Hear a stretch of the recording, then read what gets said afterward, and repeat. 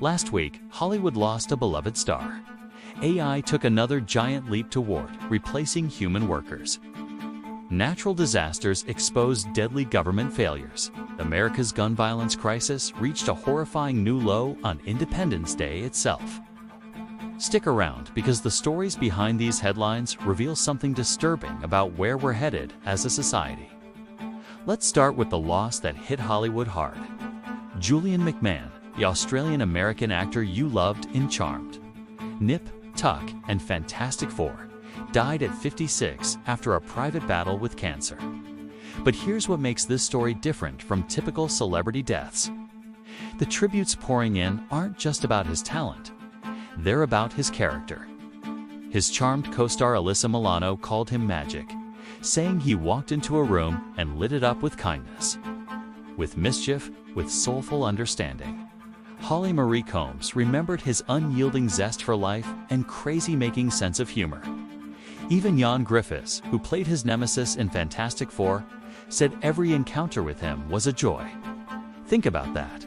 He could make his enemies love him. In an industry notorious for egos and drama, McMahon was that rare person who actually lived up to his public image. His wife Kelly captured it perfectly. Julian loved life. He loved his family. He loved his friends. His deepest wish was to bring joy into as many lives as possible. Now, while we're mourning human connection, Google just launched AI mode in India. And it's not just another search update.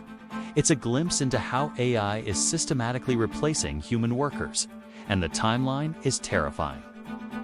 Here's the reality check that should worry everyone. AI is now writing 25% of code at major tech companies like Microsoft and Amazon. Entry-level tech jobs for 22 to 27-year-olds have dropped by 8%, while other sectors are hiring. Goldman Sachs just rolled out AI assistants firm-wide automating tasks that junior employees used to do. But Google's AI mode represents something bigger. It's using query fan-out technique, breaking complex questions into multiple searches simultaneously. It's not just answering questions. It's thinking like a human researcher, but at machine speed. The timing is telling. As India becomes Google's testing ground for AI search, the same technology is being deployed to map heat vulnerability, building by building. The question isn't whether AI will change everything. It already has. The question is whether we're ready for what comes next. Because ready or not, it's happening. Speaking of being unprepared, let's talk about the devastating flash floods that swept through central Texas this week. Nearly 80 people are dead, including 28 children at a girls' summer camp. The question everyone's asking: could this have been prevented? Here's the timeline that exposes the failure. Wednesday, Texas Emergency Management activates resources. Thursday afternoon, National Weather Service issues flood watch. Friday, 1:14 a.m., flash flood warning. But by then, it was too late. The Guadalupe River rose 26 feet in just 45 minutes. That's a wall of water nobody expected. Judge Rob Kelly was blunt.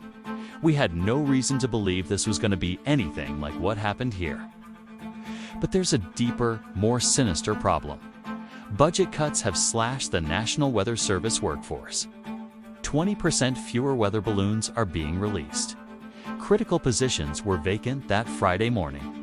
When you cut the people who predict disasters, disasters become unpredictable. 16-year-old Callie McAllery survived Camp Mystic by putting a name tag on her body in the middle of the night. If something happens and I get swept away, at least I'll have my name on my body, she said. The kids she hugged goodnight.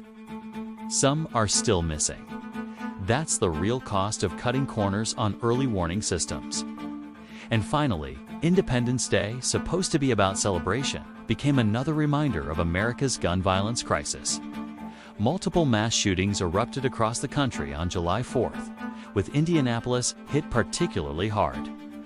Downtown Indianapolis turned into a war zone early Saturday morning. 7 people were shot, 2 teenagers killed, 5 others wounded. The victims? Kids aged 15 to 21. Police Chief Chris Bailey didn't mince words. Hundreds of unsupervised kids downtown. We are not your children's keepers. You are. But Indianapolis wasn't alone. Chicago saw 7 people in critical condition from another mass shooting. Philadelphia, Massachusetts. The pattern repeated nationwide. The Gun Violence Archive counts over 205 mass shootings this year already. Here's the brutal math that should terrify every parent. July 4th is historically one of America's deadliest days. Summer heat plus holiday crowds equals violence.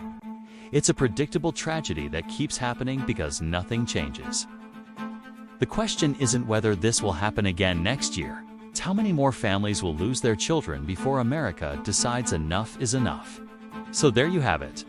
Last week, we lost a man who brought joy to millions, watched AI inch closer to replacing human workers, witnessed government failures cost dozens of lives, and saw America's gun violence crisis claim more children on our nation's birthday.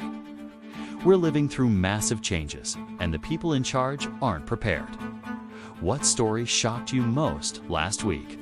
Let me know in the comments, and make sure to subscribe because next week's news is probably going to be even more intense.